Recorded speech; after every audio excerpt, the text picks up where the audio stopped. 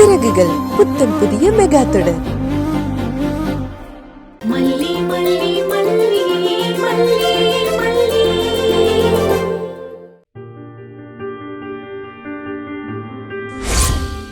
இந்த பீரியட்ல எனக்கு வெண்பா தான் முக்கியம். என்னோட எல்லா நேரத்தையும் வெண்பாக்காக தான் நான் செலவு பண்ண போறேன். அவ படிச்சு முடிச்சு வேலைக்கு போற சமயத்துல தான் வேற விஷயத்த நான் முடிவு பண்ணுவேன்.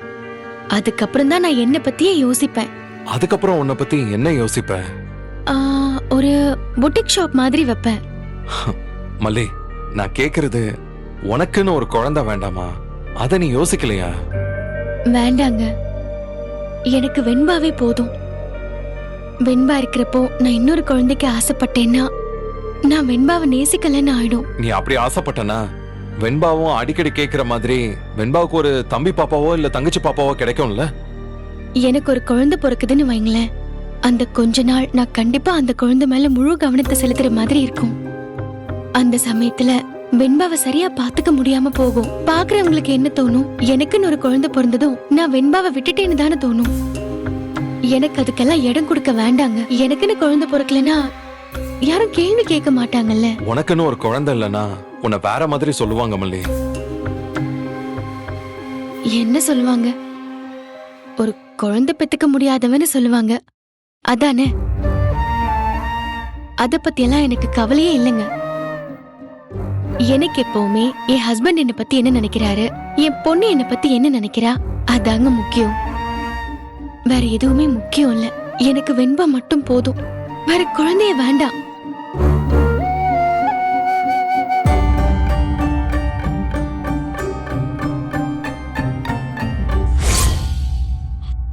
இல்ல, இருக்காது. நிச்சயமா அப்படிலாம் இருக்காது. டேய், நான் என்ன பொய்யா சொல்ல போறேன்?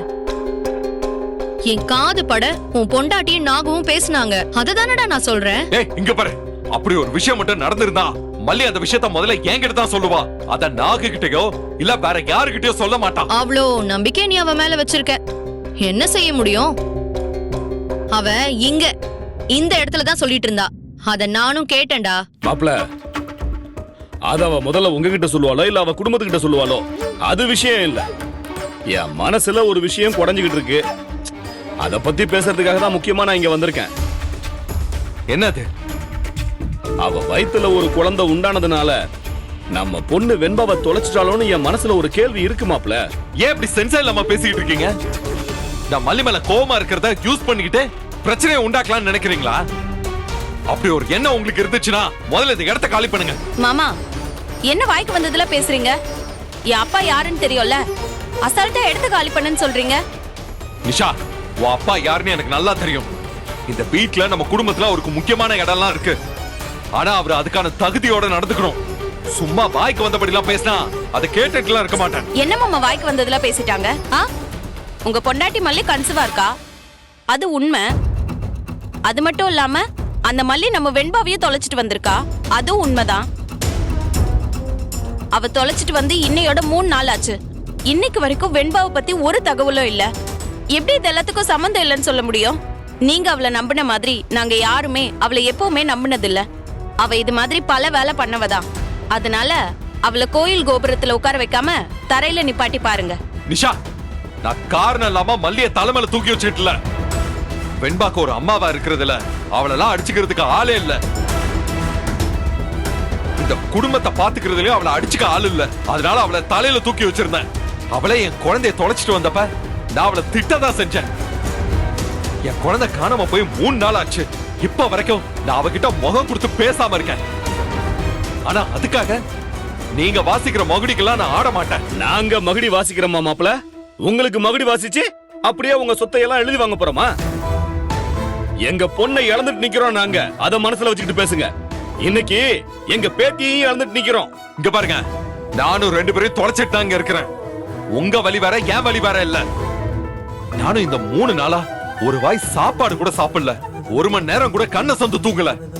வெண்பாவை பத்தி ஒரு தகவல் கிடைச்சா இப்பவும் 100 மைல் ஆனாலும் நான் ஓடிக்கிட்டு தான் இருக்கேன். அப்படி ஓடி ஓடி கால்ல அடிபட்டு இப்ப கால் உடைஞ்சு போய் உட்கார்ந்துருக்கேன். அதனால நான் ஏதோ இங்க சந்தோஷமா உட்கார்ந்துருக்க மாதிரி நினைச்சலாம் பேசிக்கிட்டு இருக்காதீங்க. சரி மாப்ள, உங்களுக்கு வேண்டாம் எங்களுக்கும் வேண்டாம். நாங்க அந்த மல்லி உண்டாயிருக்கான்னு சொல்றோம். அதனாலதான் நம்ம பொண்ணு வெண்பாவை வேணும்னே தொலைச்சிட்டான்னு சொல்றோம். அத நீங்க நம்ப மாட்டேங்கிறீங்க. அது மட்டும் உண்மைன்னா அவளை இந்த வீட்டை விட்டு அனுப்புறீங்களா மாப்ள? பேச்சு மாறக்கூடாது, சரியா? அது உண்மையா இருக்கிறதுக்கு வாய்ப்பே இல்ல. மல்லி என்கிட்ட எதை மறைச்சாலும் இந்த மாதிரி விஷயத்தை என்கிட்ட மறைக்கவே மாட்டான். அதனால உங்க நேரத்தெல்லாம் வீணாக்காம இங்க இருந்து கிளம்புங்க. நீங்க ஒரு பர்சன் கூட ஒர்த்தே இல்லாத ஒருத்தைய மலை மாதிரி நம்பிட்டு இருக்கீங்க மாமா. அது மட்டும் என்னால உறுதியா சொல்ல முடியும். நாங்க கிளம்புறோம். அப்பா வாங்க போலாம். நிஷா,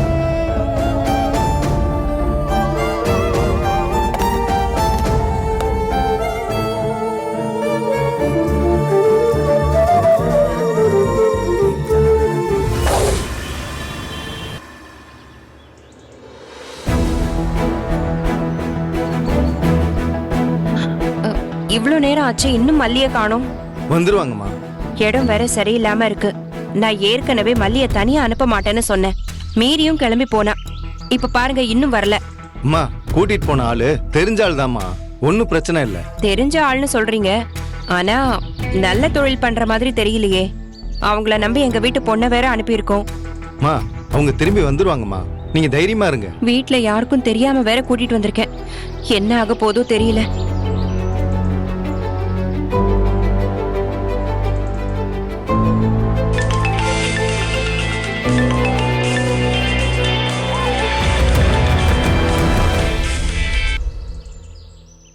என்ன மயிலு? அண்ணி, தனியா இருக்கீங்களா இல்ல கூட யாராவது இருக்காங்களா? கூட நாங்க வந்து ஆட்டோக்காரர் தான் இருக்காரு. நான் தள்ளி வந்து தான் பேசுறேன். என்ன விஷயம் சொல்லு. அண்ணி, அக்கா கன்சீவா இருக்காங்களா? ஏன் ஏன் இந்த கேள்வி இப்ப நீ கேக்குற? இங்க எல்லாருக்குமே தெரிஞ்சிருக்கு அண்ணி. எல்லாருக்கும்னா யாருக்குடி? கதிரேஷன், நிஷா, ராஜி, இவங்க 3 பேருக்கு தான் அண்ணி. மாமா டிஸ்சார்ஜ் ஆகி வந்துட்டாங்க. அவரை பார்க்க தான் கதிரேஷன், நிஷா 2 பேருமே வந்திருக்காங்க. 3 பேரும் தான் இந்த விஷயத்த மாமா கிட்ட சொல்லியிருக்காங்க. ஐயோ, இத நான் யார்கிட்டயும் சொல்லலையே. வெண்பா கிடைச்சதுக்கு அப்புறம் தான் இதை சொல்லலாம்னு முடிவு பண்ணிருந்தோம். ஆனா அவங்க மாமா கிட்ட சொல்லிட்டாங்களே. ஆனா மாமாவும் அக்காவை விட்டு கொடுக்கல. அப்படி ஒரு விஷயம் நடந்திருக்காது. அப்படி ஒண்ணு நடந்திருந்தா அந்த விஷயத்த மல்லி முதல்ல என்கிட்ட தான் சொல்லிருப்பான்னு நம்பிக்கையா சொன்னார் அண்ணி. அது இன்னும் சிக்கலாச்சே. வேற என்ன சொன்னாங்க?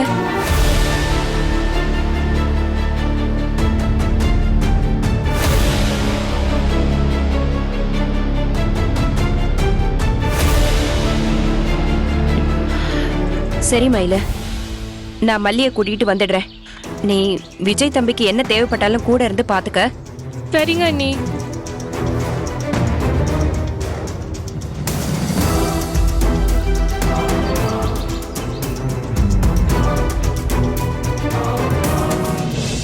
சரியான ஆளா இருக்கேம்மா.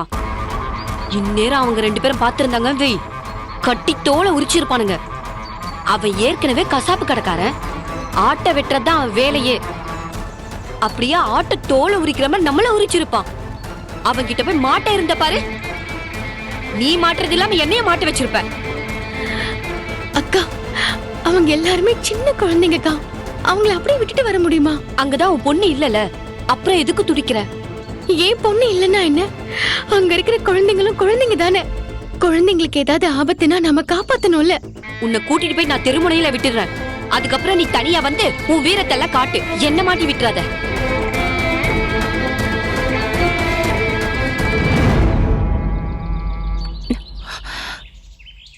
என்னாச்சு? என்னாச்சுமா? உன் பொண்ணு அங்க இருக்காளா? பாத்தீங்களா? சரியான ஆளை கூட்டிட்டு வந்திருக்கப்போ இந்நேரம் இவன் நம்ம எல்லாரையும் மாட்டி விட இருந்தா. என்ன மல்லி, என்னாச்சு? நம்ம வெண்பா அங்க இருக்காளா? வெண்பா அங்க இல்ல அண்ணி. ஆனா சின்ன சின்ன குழந்தைங்க 5-6 பேர் இருந்தாங்க. அவங்கள அங்க எப்படி அண்ணி விட்டுட்டு வர முடியும்? ஒரு கட்டையை தூக்கிட்டு அவங்களை அடிக்கிறதுக்கு இந்த அம்மா போயிடுச்சு. துப்பாக்கி வச்சிருக்கவங்க கிட்ட கட்டையை தூக்கிட்டு போனா வேலைக்காகுமா? அவங்கெல்லாம் அவங்களுக்கு எதிரான ஆளுங்க தூரத்துல இருந்தாலே ஆளை காலி பண்ணிடுவாங்க. இந்த அம்மா அவங்க இடத்துலயே அவங்களை அட்டாக் பண்ண ஓடுது. ஐயோ, அப்புறம் என்னாச்சுமா? அப்புறம் என்ன, வாயை பொத்திட்டு இழுத்துட்டு வந்த. வேற என்ன செய்ய முடியும்? நல்ல வேலை அவங்களுக்கு இவங்க தான் தெரியல. தெரிஞ்சிருந்தது முதல்ல ஏன் தோலை உரிச்சிருப்பாங்க. சாரி, மன்னிச்சிருங்க. இதுல மன்னிக்கிறது விஷயம் இல்லம்மா. எங்க எப்படி நடக்கணும்னு இவங்களுக்கு தெரியல. நம்ம குழந்தைய தேடி போணுமா? கிடைச்சா பார்க்கணும், இல்லனா அங்க இருந்து எஸ்கேப் ஆகி வந்துடணும். இப்ப பாருங்க, அங்க இருந்து எந்த தகவலுமே தெரிஞ்சுக்க முடியாம போச்சு.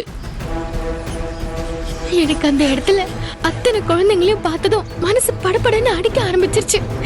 என்னால அவங்கள விட்டுட்டு வர முடியல.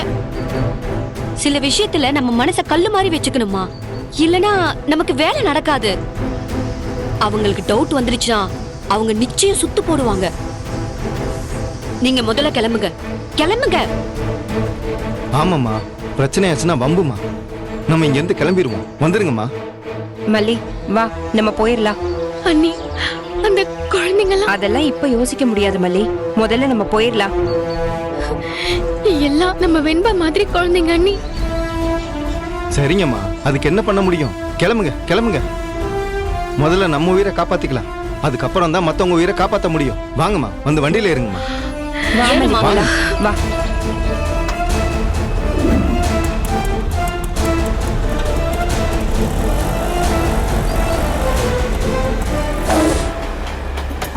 மல்லிமா, மல்லிமா, டாடா,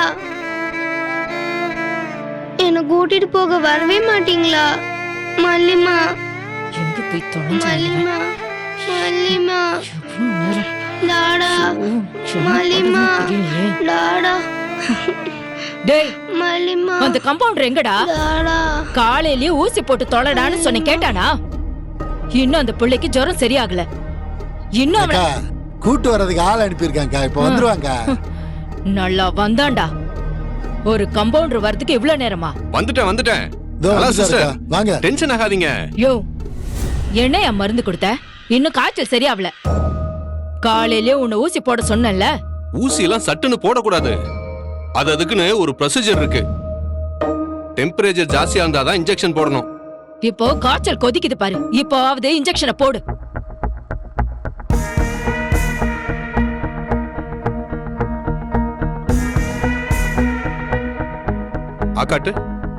ஆக்காட்டுமா. வாய் முடிக்க.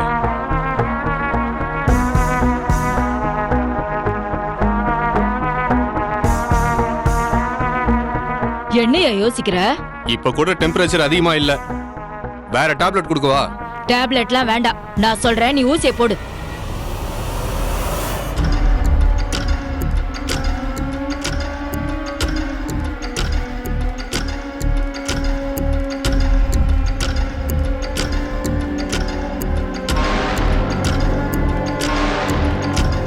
எப்பயா ஜுரம் சரியாகும்? ஒரு half an hourல சரியாயிடும்.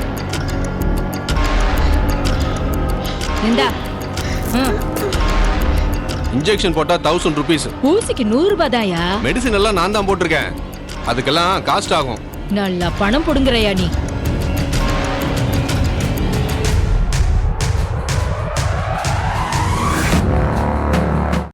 எப்படி துடிக்கிறா பாரு. செத்துக்கிட்டு தொலை போறாயா? அக்கா, அவன் கம்பவுண்டர் தானே, அவனுக்கு ஒண்ணும் தெரியாதுக்கா. சரிடா, இப்ப என்ன பண்றது? கொஞ்ச நேரம் வெயிட் பண்ணி பாப்போம். சரியாச்சுன்னா கூட்டிட்டு போவோம். ஏதாச்சும் ஆச்சுன்னா இங்கேயே புதைச்சிட்டு போயிருவோம். அதான் மத்த 2 பிள்ளைங்க இருக்குல்ல, அதுக்கு மேல என்ன செய்ய முடியும்? ஹாஸ்பிட்டலுக்கு போனா நம்ம கண்டிப்பா மாட்டிப்போம். இந்த பொண்ணு தான் வேணும்னு ஏஜென்ட் சொல்லியிருக்கானே, இப்போ என்ன பண்ணலாம்? டேய், அந்த பொண்ணு இல்லனா என்ன ஆகுன்னு பாஸ் கிட்ட கேளு. நம்மளால போராட முடியாது. சீக்கிரம் கேட்டு சொல்லு. இப்படி விட்டீங்கன்னா இந்த பொண்ணோட உயிர் போயிடும். என்ன பண்ணுனாலும் சீக்கிரம் முடிவு பண்ணுங்க. இருக்கா, நான் என் பாஸ் கிட்ட கேக்குறேன்.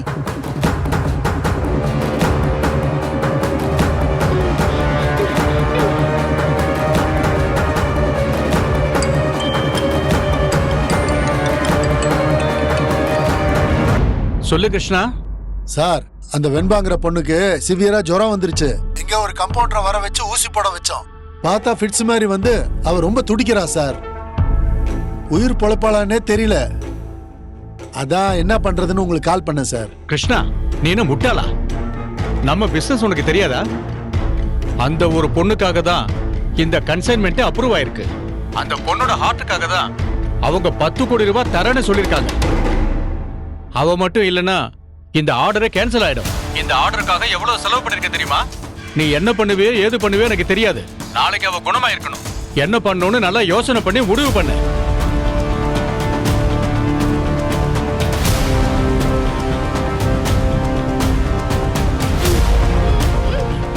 பாஸ் கண்ணா பின்னான்னு திட்டுறாரு. கண்டிப்பா இந்த பொண்ணு வேணுங்கிறாரு. இப்ப என்ன பண்றது? கிருஷ்ணா, எனக்கு தெரிஞ்ச ஒரு ஆஸ்பத்திரி இருக்கு, அங்க கூட்டிட்டு போலாமா? பொண்ணு டாக்டர் கிட்ட சொல்லுவாளே என்ன கடத்தி கூட்டிட்டு வந்துட்டாங்கன்னு, அது பரவாயில்லையா? நம்ம என்ன தொழில் பண்றோம்னு அவங்களுக்கு தெரியுமா? அவங்களுக்கு அதெல்லாம் தெரியும். அவங்க கொஞ்சம் அட்ஜஸ்ட்மெண்ட் டைப் தான். நாம அவங்க கிட்ட சொல்லிக்கலாம். அப்படின்னா கூட்டின்னு போலாம். ஒரு நிமிஷம் இருங்க, நான் அவங்க கிட்ட கூட்டிட்டு வரவான்னு ஃபோன் பண்ணி கேட்டுக்கிறேன்.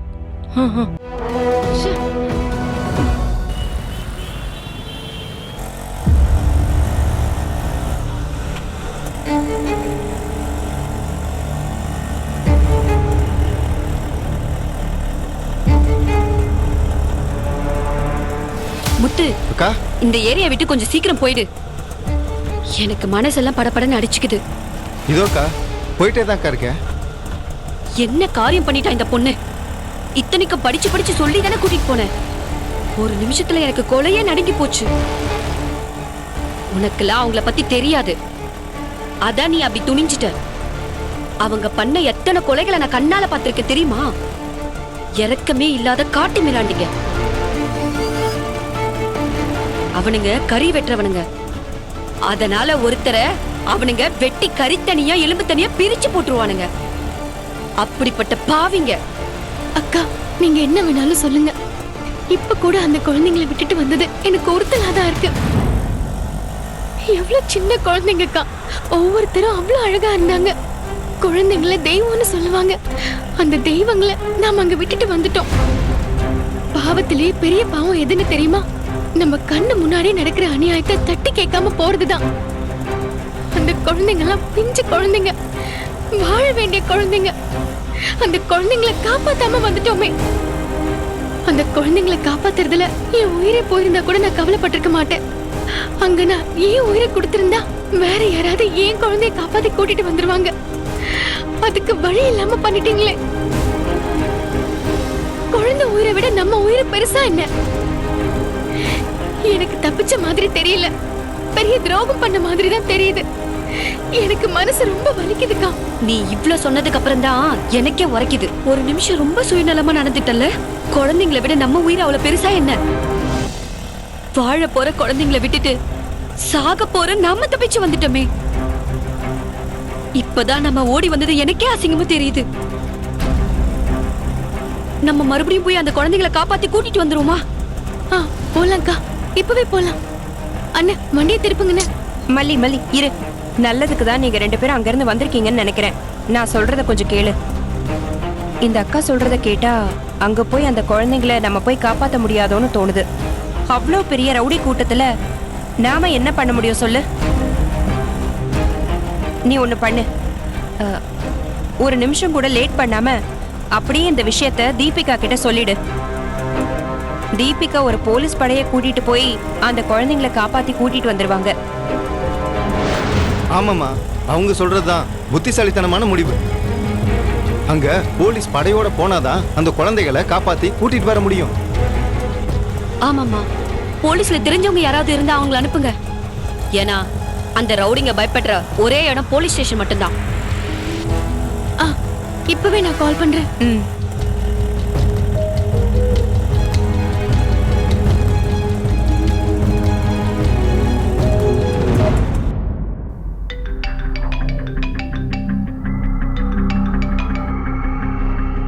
ஹலோ, நான் மல்லி பேசுறேன். சொல்லு மல்லி, இப்போ நீ எங்க இருக்க? நான் கும்மிடி பூண்டி தாண்டி பூங்குளம்னு ஒரு இடத்துல இருக்கேன் மேடம். அங்க எதுக்கு போனீங்க மல்லி? குழந்தைய கடத்தி வச்சிருக்கிறவங்க இந்த பகுதியில தான் வச்சிருப்பாங்கன்னு கேள்விப்பட்டேன். அதான் மேடம், எனக்கு தெரிஞ்ச ஒரு ஆட்டோ டிரைவர் அண்ணனோட இங்க நான் தேடி வந்தேன்.